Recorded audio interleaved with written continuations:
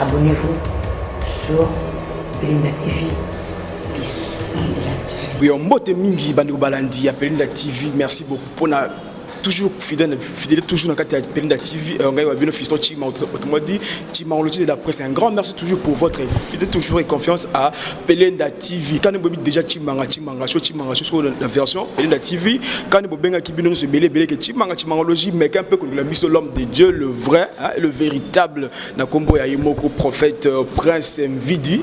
Ya mbela bisoye parce que bino na poto mono temo bimba bozi vraiment ba bouluyeke, boza vraiment escroqué et puis que Chimanga on en a marre, on en a ras le bol. Pourquoi? Parce qu'il y a autant de faux. Oh ben puis n'importe quoi ça musala na Nzambe. Yango Chimanga par rapport à appel na bino, par rapport ya ba souci Nabino, il y a un Chimanga, Chimangologie de la presse, c'est l'effort et le équipe Mobimba, il y a Pelinda TV, on a moderne Sima caméra, c'est lui qu'on appelle Gaël Naftali, autrement dit Gaëlo Promix. Merci beaucoup mon frère pour l'amour du travail. Il est là derrière la caméra, un professionnel, Nakati Chimanga Show version Pelinda TV. Déjà dans ces beaux plateaux, je vous dis mesdames et messieurs, chers internautes, partout vous vous retrouvez déjà dans vos bureaux, dans votre chambre, je ne sais pas d'où, mais déjà vous êtes connecté à Pelinda TV. Moi je vous dis dans ces beaux plateaux, on a déjà avec notre invité du jour appelé autrement dit au prophète Mvidi. Prophète Mvidi doit aller bongo Kokamba église cité de Victoire. Ils allaient bongo aussi sur l'avenue Tchela 81 na commune de Kinshasa dans na banel Soussou. Prophète Mvidi allaient bongo Kokamba église cité de Victoire. Ils ont bon na commune de Kinshasa na avenue Tchela numéro 81 et c'est avec lui qu'on va essayer pour vous aider nous aussi. Mais avec le prophète Prince Mvidi, il va vraiment nous aider par rapport aux questions qu'ils allaient vraiment poser. Et Panabino, Totuna, ils sont pitarder déjà. Je m'en vais lui dire bonjour. Bonjour prophète Prince Mvidi. Oui, bonjour mon frère fiston Chimanga, que Dieu te bénisse. Merci beaucoup. Veuillez comprendre que non. Mossa Lanzambe a solo na lobeli. Je ne sais pas ceux qui Gaëlo Promix ceux qui ont contredit on a habité et on a eu la madre nous rappeler nos parents responsables. La première question prophète Prince Mvidi des Ali par rapport il y a prophète ici à Kinshasa prophète Oyobaye pendant qu'on bouleversé donner nous les enfants de Dieu ou d'autres personnes qui sont à l'extérieur du pays, diaspora, par rapport à comme on a, il y a des couleurs nuances, on a Kinshasa, prophète, le phénomène prophète de communes en boulier, qui est petit pasteur Prince, quelle est la différence entre un prophète et un pasteur? Merci na site Nabino, na Pelinda TV pe Chimanga Show. Merci Nabino et je dis salut à tout le monde. Différence c'est ça. Prophète ayokaka mingi nzambe nabite pasteur ayoka nzambe te mais ce que prophète pour akota na profondeur il y a ba directive pour na ba délivrance au moins la mamusu mutoza tellement bloqué le pasteur a bondeli sans orientation. Alors le prophète est là pour orienter, le prophète est là pour amener divinité mais que blocage au besoin mon exact tel c'est ça aussi le rôle du prophète. Pour dire que non, Gaëlo Promix, nous avons que non, ceux qui nous avons raté, aussi ma caméra bouger, mise en place au Kima, et ça parce que qui gagne moi ça tente à ton bonus, il faut qu'on combattre pour Bunda, hein, qui bonzambe pour aussi ajouter. Prophète a raté pour le Bamokamba Batou. Mais prophète a zappé sous toza sous wana pour na relaxer Batou ba signe de temps. Au moins tout le monde a peut-être Batou sur ça il a badon prophétique. Allah libo lotindoto que fiston batoutier. Alors, tout ça, là c'est autre chose. C'est aussi quelque chose qui fait partie de la prophétie. Mais un grand prophète, il est là pour lober la signe. Par rapport, il y a tant autosali. Le prophète a lober la signe de temps. Bisika touti, bisika toza, pe bisika to kende. Le prophète a lober la makambo eleki. Mais le prophète a zana pe lober makambo ezoya et surtout concernant le royaume du Seigneur. Merci beaucoup, je pense que je reviens depuis Suisse, na Combo, il y a Didier Kunga, na Suisse, mon apôtre à Soleil. Pourquoi pas, c'est ce cas-là, je pense que le prophète Prince Mvidi, il a bien expliqué par rapport à la différence du jour au jour entre un prophète et un pasteur. Il a bien fait faire la différence. Maintenant, prophète Prince, tu es par rapport à le miracle d'aujourd'hui, donc on le miracle d'aujourd'hui. est-ce que ils a buzz ou pas buzz?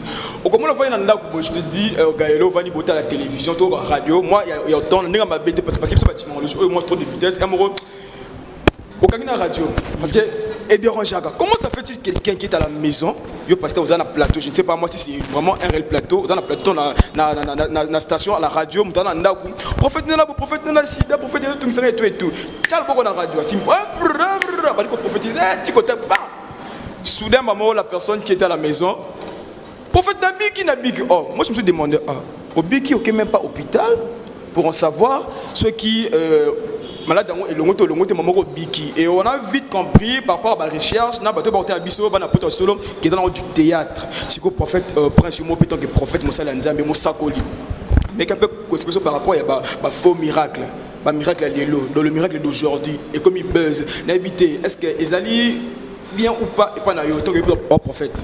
Bon, il y a le bosso on a besoin d'un million d'abino et il y a l'accent. Voilà, besoin d'un million d'abino buzz déjà nous rappeler d'un cher parents responsables appeler d'un TV alors on a timangologie on buzz on te bata uta wapi azalaka tout avant na wapi buzz na biso côté chronique ba journaliste et ça que tu fais quelque chose oyo pena isali rage et tamoli penza pena et kangi masolo ya ba benga buzz. Voilà, d'accord. Merci encore pour cette question. Et mais nzamba pambola bino, na ina pona na banda ko répondre na question na yo. Na lingna sabana nzambe nyonso o bazolanda biso partout au monde. Et que le temps de miracle n'est pas encore passé et Dieu est là pour guérir. Dieu est là pour délivrer, Dieu est là pour que les choses avancent. Sauf que na Kinshasa ya lelo pe na monde ya lelo ezana bato ba comprendre que bato bele ba na posa miracle yango ba comme ko créer makambo zo benga na komba ba buzz au mona mutu na téléphone na passer émission na nyamisa bato soki ne ba numéro ba tchaka wana loba yoso ko bengi oyelegate. Merci beaucoup pasteur. Elegate merci beaucoup prophète.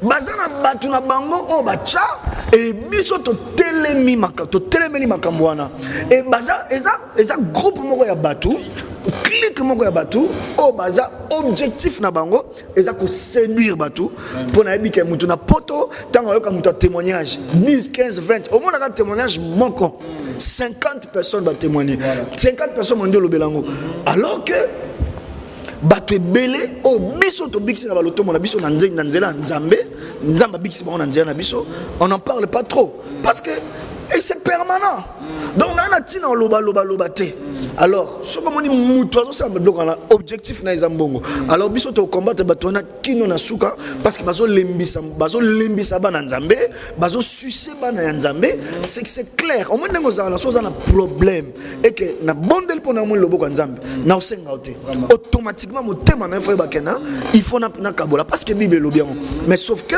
lelo na Kinshasa lelo na Congo na biso pe tozomona partout influence wana uti na ba Nigérien. Merci. Bazaba kolo batu ya faux. Alors, yango to mona babangambo wana. Mais je ne dis pas que tous les Nigériens sont les faux. Et pour faux ezala, il faut vrai ezala. Tant ou vrai ezala, il faut faux ezala. Bible dit dans Matthieu 24, dans les derniers jours, il s'élèvera plusieurs faux prophètes. Ils auront pour objectif de séduire le peuple de Dieu. Et si possible, même des égarés des élus. Et le peuple chrétien, mais je te dis qu'ils sont escroqués. Enfin, d'avoir 10 000 euros, avant d'avoir 500 euros. Et puis, ils ont servi une escroquerie. Alors, biso photo tellement c'est vraiment Kambolobi. Et que tu belé, c'est un miracle, mais la ligne qui est Nzambe va comprendre que Nzamba Zali, Nzamba existe. Ok, merci beaucoup. Vous comprenez que c'est Chimanga Show, moi moto wana, moi vibration veut dire yo moko nada Ferrari, balbila nadre parce qu'on a appelé la TV, on a la madre, nous rappeler na parole responsable, vous mupandi boye la nadre nada Ferrari, balbila la femme de quelqu'un, maman ya nanyo veut dire nada. Merci, est-ce que vous allez vous brancher au cours de la Chimanga Show, appelé la TV. Prophète, maintenant par rapport, il y a nous expliquer, moi vraiment je suis vraiment étiqué. Je suis ravi. Moi, je me disais que ce prophète a retouché ma point wanate, mais heureusement, le prophète a même vu qu'il y a un numéro, mes chers amis, chers internautes, partout vous nous regardez, partout au monde. Maman Nabiso, maman Véro Milolo, depuis Canada. Elle m'a dit Chimanga. Na pas de bonne mais façon la kin, en tout cas, il y a un moni bagoyo, parce que belé. preuve on est parce qu'il y a autant de gens avant la terre reloucaté à aucune église mais à quel pas faux prophète faux pasteur à combien escroqué. Bah numéro 1 au Batiawan à toi 1500 fois moi je le fais prophète à 1500 reprises na meka quand vous appelez même pas que la personne est en communication et le baraté mais non tu as en facilité j'ai vite compris que non ils a gêne à bango ce qu'on le par rapport à tic au tac. On a eu à parler par rapport à miracle expliquer par rapport à miracle par rapport à s'exprimer dans un passage à appui pour na bananzambe au bazo la toloba Bible tout ça dans Matthieu chapitre 24 Matthieu chapitre 24 dans le verset 23 dans le verset 24 dans le verset 25 Bible si quelqu'un vous dit alors le Christ est ici où il est là, ne le croyez pas. Moutolo makambo eza Christ. Abi soki muto yebisi bino et que Yesu aza koto, Yesu aza kuna, aza awe pananga. Bonzi mete. Yoka makambo lobi. Abi car il se lèvera des faux Christ et des faux prophètes. Moutolo makambo eza ngate. La Bible eza ko s'interpréter na ndenge na yango. Voilà. Ils feront des grands prodiges et des miracles. Au point de séduire, s'il était possible, même les élus. Voici, je voulais annoncer d'avance. Moutazolo makambo eza nzam. Moutazolo makambo eza Yesu. Alobi que ba faux prophète, ba faux Christ, ba faux prodige, ba faux miracle. Et ça la même possible va séduire ba Eli. Mais Yesu alobi na yebisi bino makambo libela. Makambo Yesu alobi c'est là plus de 2000 ans. Donc ce que les salama ngana omi tungisate po Yesu nanga ami lobela ngango déjà moi nzamba solo ala na miracle te moi nzamba solo ala na te po kuna mape zobima moi nzamba solo ala na te pona mutu kuna zobika po nzambe na ye aza capable de salama. Voilà. Ok, merci beaucoup Nabandi, pasteur le prophète Prince Mvidi. Il a bien parlé, il est vraiment en train de mettre le point sur le i. Et puis preuve en est, vous voyez, quand on reçoit un homme de Dieu, un prophète, un pasteur, il faut toujours qu'il ait une Bible. Il y en a beaucoup. Pourtant, on va le bas à se référer. Mais à mingi, moi je me demande, mais la Bible, à Doka Bible, à Télémis sans Bible, mais je vous dis, voilà, quand un chapitre qui gagne, on a récité. En tout cas, vraiment, il faut changer. Prophète Prince Vidi, mais surtout qui dit par rapport à Tikotak. Il y a les lots dans le monde, dans l'église, il y a du Tikotak partout. Tu arrives dans une église, au Vandi, moi souvent ça me fait mal. Hein, par rapport à partout, par-ci. Est-ce qu'on va inviter une église? Au Vandi, on a observer. Donc, pasteur a télémi, je me demande. Donc, le monde, oui, tu peux le dire bien sûr qu'il y a un solo, mais donc, en plein air, moi je me demande, secret, c'est la vie d'une personne. Et pourquoi pas venir en cachette quand il y a un bureau? Le bureau est libre, vous avez un bureau. Mais appelle la personne au bureau, le bonhomme comme télévision. Non. Alors, Amsala, une superstar devant tout un public. Papa nous a 50. D'accord, si la personne en question, et moi je vais te comprendre, est à la fois ouvert à continuer sur le champ. Oui, papa, c'est bon. Na prochaine, on a 1500 kingan, bimisi. C'est Melendiam. Tikotak, voilà. Le miracle, moi, Tikotak, Bayana, Moutoumoro, Boye, Andorbe, la Liboma, Pasteur Assim, Maman, Moutabiki, mais avec le temps, tout c'est du théâtre. Ce sont des gens, au Bazui, Pessi Mbongo, qui est en Roya, au Télémiwana, Sala, au Salapona, vraiment Moukenayo. En tout cas, prophète. Il y a niveau aboubatique au tac n'habité nanga monayo parfois il y a fidèle il y a armée de victoire cité de victoire voilà cité de victoire c'est notre papa cité de victoire bino tout déjà la commune de Kinshasa na tchela wana 81 ba côté la biso puis ba na poto puis ba na poto ba côté la biso par rapport ba tac wana prophète nanga et puis on a mali na nzoto ben pona ko na lingi bana nzambe baza na confusion te voilà likambo tiko tak na uti koloba pe na bandeli koloba nzamba salaka voilà et nzamba salaka na lingi bana nzambe ba nzamba salaka sauf que makamba prophétie ya kosakola ndenge lobi moi je suis un prophète il m'arrive de prophétiser mais sauf que et pendant nga ils sont vraiment différents dans le sens que ils ont mutum susu na ko mona ye nzamba talesi likambo so na télémissier et lors liboso na tourner soki alingi na loba Parce que il y a des fois on est sous la mouvance du Saint-Esprit. Alors soy batobada ebele makamso ego kimayo et makamso senga oloba sur place. Il y a des gens soy mutalina loba na loba na micro. Soka boy na repousser un peu meni, a pousser un peu menanga pour éviter que soki na tiki et puis na bossa na makamsusu. Na ko loba na en particulier to ils ont bakamususu na loba ne tu me vois au bureau.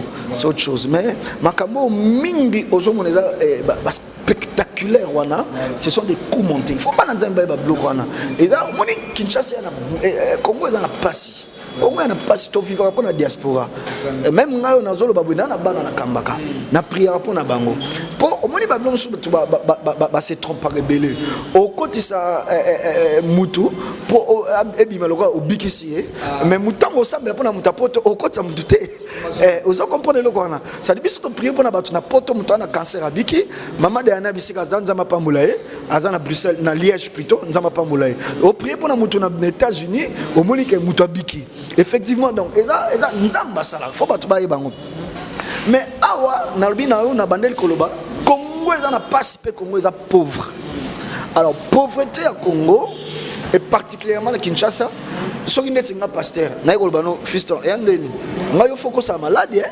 ou en église nanga moi 50 mois exact est-ce qu'on vous a raisonné 50 on a choisi ba nous filmé ya ba radio ezali pogno sur la montant to ba biloko wana ezala ba montant nango mais sauf que ils ont détruire mon salaire nzambe ils ont décevoir bana nzambe belé yango biso automatique très haut na chimanga show na koya chaque jour bozala na besoin nanga pototo et puis comme to tanga pe na ba komo na bango to kotanga ba komo na bango soki ba chef foin o yazana besoin il y a contredire émission aleka aplakisa biso batu tokena na émission tokena na adresse tokena na commune pour biso batu babikara batu bane bayebi ezate mutabiki 1 mois 3 mois après l'église amona na te akenda wapi akenda venir akenda wapi nous rappeler na parent responsable ba le bia boizalate un chimangasho na Périnda TV bobandi beaucoup mona bino moko yimo le prophète prince Nvidi ako pese puis ako sakola et puis ngale on a sepelé pas ya prophète parce que j'ai eu arrivé autant de prophètes na ba quoi o to touché et bele ba kimarango ba ko magate chimango moni nzambe non mais au moni prophète prince sur le plateau ako détaillé pour bino bana nzambe ba diaspora o boza escroquer o ba yiba bino parce que c'est du vol o ba yiba bino ozo maye bo ke non ba tikota kwana oui ça masala na mais ya mikolo penza ko kongoza na pasi ya moni ba miracle ba be lokuta e ko biso bana nzambe ezala awa to libanda to zala éveillé prophète toujours dans le cadre de l'histoire, on a il est professionnel, Gallo Promix, il est grand caméraman, je dis Mobali Amolaï, Nassima Massini, il a 6000 caméras pour qu'il ait la ça quoi. Prophète Prince, par rapport à prophète Allélo, moi je me demande si réellement une prophétie, elle doit être accompagnée en vendant des eaux, maïs, topé par ma foute dans l'église. Na habité au monde l'église tout ya lelo comment nango prophète a télé miwa tant de prophétie na souka nango au bon miso na sa mesa bo ba paquet ya ba maille ba paquet ba maille en plastique en bouteille ba milanga ba oui mike ba oui d'olive na partout et au vent vous observer na souka nango et comme bande faut pas ma maille oh maille neza besoin maille ya fire yo kana ba terme ils ont maille fire, ils ont maille chia. Sauf que c'est mi maille yo. Au bel camion, au bel appendicite, au copie qui s'est sans opération et tout. Avec les comme on a fire. Papa là je vous dis, oui il y a d'autres qui s'élèvent de leur volonté. Ben sombi. Et puis moi en la bouteille d'eau ça se vend à 500 francs congolais. Bana poto na ngane psa bino bandiko na poto bino tout. Bon côté la biso, ça se vend à 500 francs. Mais quand vous arrivez dans des églises pareilles, de genre de prophète, même sous 5000 francs. Dites-moi, de pauvres mamans, au batika bamakala, bakoni bandunda, na kongo tu viens en passer. Aku na bana batanga, mondaku, moi bilamba bana. Maintenant, elle a ces 5000 là, elle a acheté, je ne sais pas moi, le matembele pour ses enfants balia. Mais toi le prophète, on est obligé. Il y a d'autres qui obligent des gens. Ah moi maman va maman, moi tu pas mayo zo mayo. Okobi qui ça t'es pas pendant un bon thème moi a des des forces le pour la ngambongo et la maman elle n'a plus de choix à moi na force na il a la force pour la nini pour la pasteur à le besoin et en arrivant à la maison il change mes alatés n'habité prophète prince est-ce que c'est genre de pratique étant que le prophète est-ce que la cité de gloire ça et ça la maca c'est la victoire c'est ça la maca ben la ligne scandalisée Yesu pour la pauvreté. Merci. Musala nzambe za pour la pauvreté. Pauvreté za kozanga mbongo te. Pauvreté est état d'esprit. Voilà. Na minute on a kozanga na mbongo. Mais état d'esprit na ngeza la pauvreté. Voilà. Vous comprendre. Alors qu'est-ce que je peux dire par là na réponse na yo pour na question na yo plutôt. C'est vrai. Tout ça la rango. Na boinde tous combattre le comme tout un système. C'est-à-dire quand on te karabamai et arrivant comme ça dans la chair, na te kamai, na prier pour la maille. Moi nzamba ebisinga, muta osala boye. Alors mutunya so rozo ngote. Le quoi mutunya so rozo ngote faut la chapri. On bénéficier nango et puis on bénéficier. Mais lobi nango, exactement ya suna mai. Na otanda 10 000 maïté. Pour la manoter, voilà comme commerçant. Ah, on a dit église, là, on a dit, sauf que on salaya esprit bakangara yangote. Je te dis, étant que nom de Dieu, ça peut arriver. Na zui huile nanga sa ila na teki. Pourquoi na teki?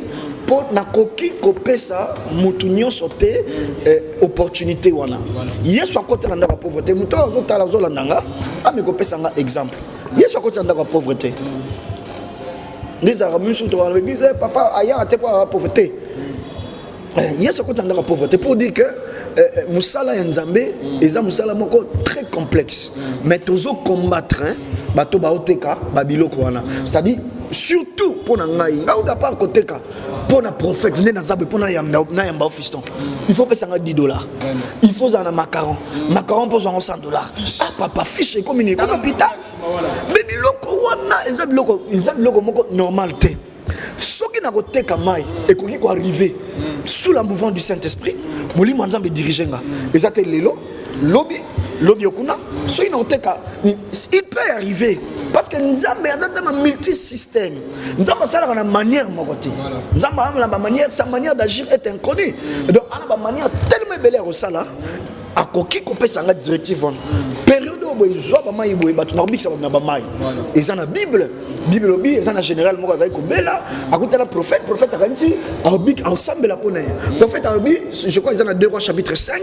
En général Naman a un prophète Élisée prophète a dit qu'il y a un réservoir qu'il y a un Jourdain qu'il y a un plonger 7 fois au biki vous comprenez donc Dieu a beaucoup de directives mais sauf que ma la commerce l'église on a toujours télémé là. Ok, merci beaucoup. Si je comprends bien le prophète Prince a bien expliqué côté Gamaï plutôt ceux qui nous ont orienté à un moment que non fidèle faut pas bikisama na mai oyoyo et ça va se faire juste pour un moment et ça la continuellement et ça la pas comme d'habitude là quand tu le fais habituellement chaque dimanche là vous venez un vendeur alors sur ce quittez l'église allez-y au marché cherchez l'histoire vous la mettez sur la table et vous le vendez ou se retrouver parce que comment ça fait que chaque jour nzambe gars arabe teka mai non il faut changer déjà na sima caméra.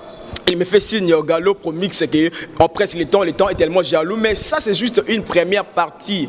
Hein, avec le prophète Prince Vidi, ça sera continuellement. Quand il mourra le bi, le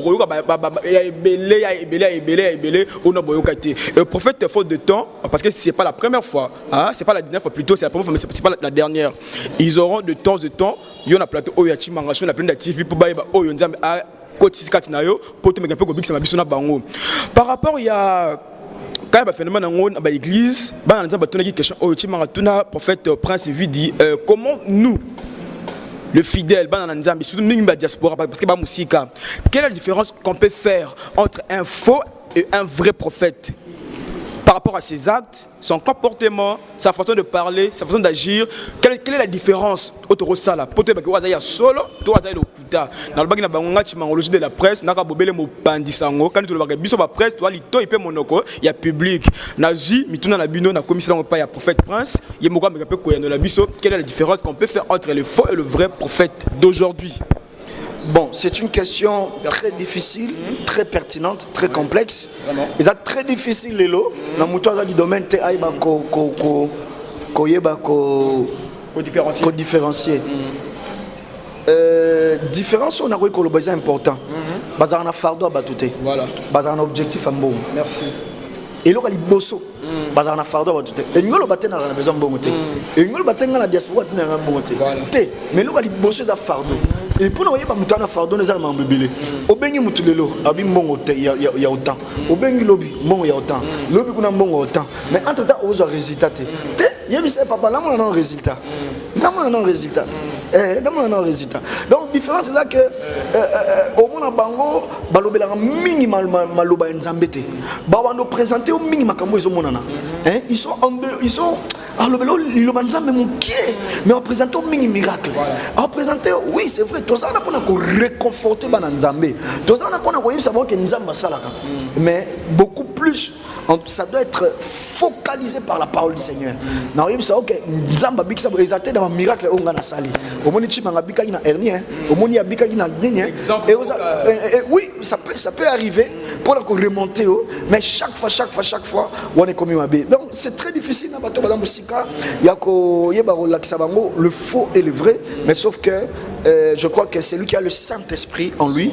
Le Saint-Esprit va t'aider à comprendre la personne avec qui tu es en train de parler. Mais bon, vous appelez le Mandegona Baki, ça vous avez Mandegona Congo. Vous tournez un peu mode à comportement. Les gens ont comportement bizarre. Comportement bizarre. Mais moi je crois que le Saint-Esprit c'est lui là, Azara Songi Songi. Yo bisigo zali, Saint-Esprit il ça ote yaza faux. Yaza vrai. Nena lo baboué. Bamsu bayebi que naza vrai. Bamsu pe ba loba aza faux. Alors mais Saint-Esprit la carte na bango. Ayib ça bango onganaza. Peut-être tout le baboué Saint-Esprit la carte il y a prophète prince à convaincre yo et ba kazali faute au vrai. Donc c'est un peu ça déjà faute de temps déjà. Nous tendons tout doucement vers la fin de cette émission comme l'a dit les pro-mix hein galo pro-mix on appelle mon pays mo agri babi dans sima machine on a aussi sima veli mi sapi on a ko manipuler elle ba na moye moko la madre manipuler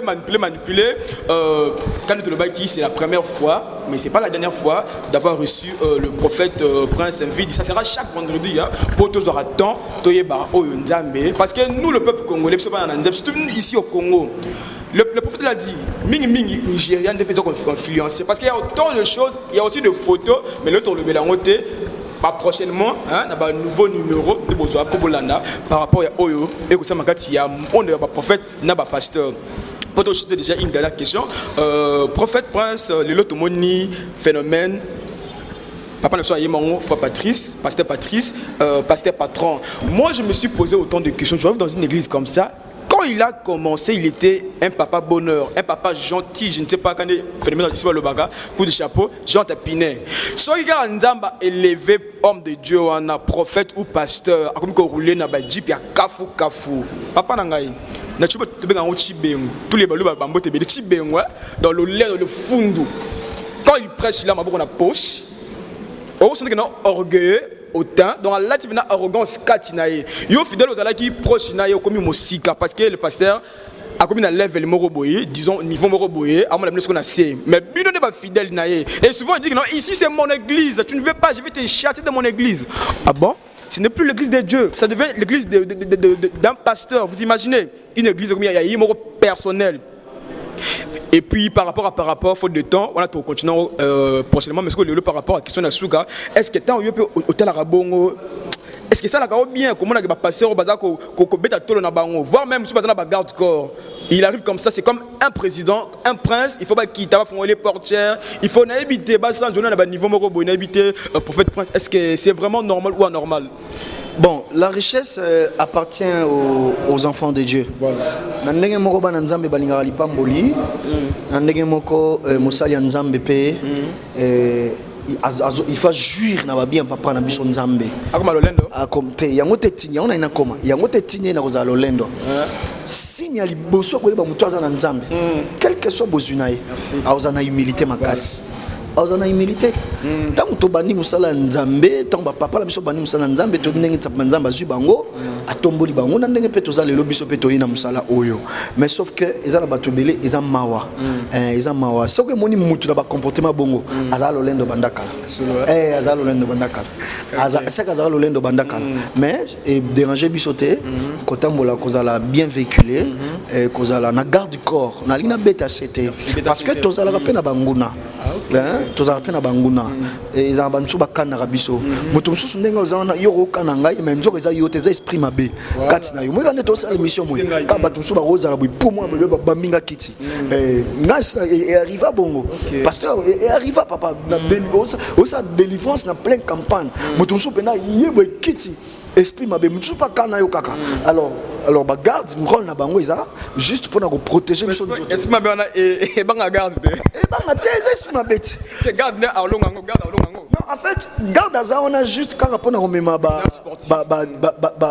kocha ordre na magambo susu mais il n'est pas là seulement pour na ko tindika batou oh mutumo bolinga mona parce non c'est juste c'est juste parce que quand on est au fur et à mesure qu'on est élevé oye babanguna na hote donc et peki samite kozana na bagarde mais sauf que ils ont de manière moins exagérée ils ont le fond de ça nzambe musa le fond de ça la humble au benginga na ye quand on a su contre-temps na bichima nga pesa nga tamboué c'est comme ça na koyana ba le fond de parce que notre Dieu le Jésus-Christ il était l'homme le plus simple talaka botam na ndako meme e bonga ye akufia seku tala e bonga ye bongo yo tala ye merci c'est la fin de cette émission Chimanga Show dans Pelinda TV je vais y arriver merci beaucoup mesdames et messieurs baki belé avant d'en clore je remets encore la parole à l'homme de Dieu le vrai et le véritable je le confirme pour na bino bana poto le prophète Prince Vidi il va donner ses coordonnées ba numéro de téléphone adresse naé sur les réseaux sociaux pour na bino dans la posa pour mon vérité à solo babi église à moko ndinga mabete cité de victoire pasteur plutôt prophète Prince c'est malbonga moyo ba numéro de téléphone bayo moi parole moko vivifiant o codifié bana nzambe malbonga moyo. J'aimerais dire à tout le peuple de Dieu qui me suivent de partout que Dieu est réel. Le Dieu de la Bible n'a jamais changé. Il est le même hier, aujourd'hui, éternellement. Si tu as des situations difficiles, c'est possible que quelque chose puisse changer dans ta vie. C'est possible. Dans la Bible, il y a des gens qui ont vécu des situations difficiles et le Dieu d'Israël les a révélés, les a relevés, les a donné des solutions et c'est possible aussi pour toi ma soeur. Il suffit seulement pour toi Nzamba salbiso ngolu na ngolu nzambe simplement humblement ya robiki sabato bazobela même na téléphone na koza musika na yo mokoi pe kobika roza na problème na koza musika na yo mais nzamba musika na yote nzambe na biso amonaka partout olingo contacter biso na numéro à réseaux sociaux les 00243 89 92 33 776 00243 92 33 776. Voilà pour nous atteindre biso nzamba pambola bandeko nyonso o bayambi biso mwana nyonso o na kamara na poto eza na Paris na Bruxelles Liège États-Unis yom tu émission o ekokomela yo tika nzambe alliance nzambe ya Prince Vidi Impact a pambola yo que le Seigneur bénisse tous les Congolais de la diaspora bato nyonso baza stressé bato nyonso bana ba problème tika yom tozolanda émission oyo nzambe na ngai asala yo elembo ka ndengo ozolanda ngo siko ka sensation spirituelle et même là où quelque chose a changement pour dire que le Dieu du ciel puisse vous bénir. Merci beaucoup. Que Dieu vous bénisse abondamment. Un grand merci à toutes ces grandes équipes techniques et à Team Manga Show. On appelle une TV là, je vois celui qu'on appelle Gaëlo Promix, le professionnel. Mon bana Molaï, Nassima Caméra, merci pour toi pour l'homme du travail. Et sans oublier Agle, les pros aussi, dans la montage dans ma Siniguna, merci pour toi. Et sans oublier la DG, la madre, nous rappeler la parole responsable. Autrement dit, Pelinda TV. Pourquoi pas toi aussi, la consoeur, la nadre. Nada Ferrari, Iboa et tout, Bambote et Belé. Ça Iboa Kumbote, nous avons pas mbolaé, Nada Ferrari, maman nous rappelle, nous avons pas mbolaé, Bishop David Mobalia, maman Nada, nous avons pas mbolaé, Voilà, merci beaucoup. La bombe qui n'a pas main, prophète Abimisi, papa David, Bambote, Ebele, Moté Mayala, Nadre.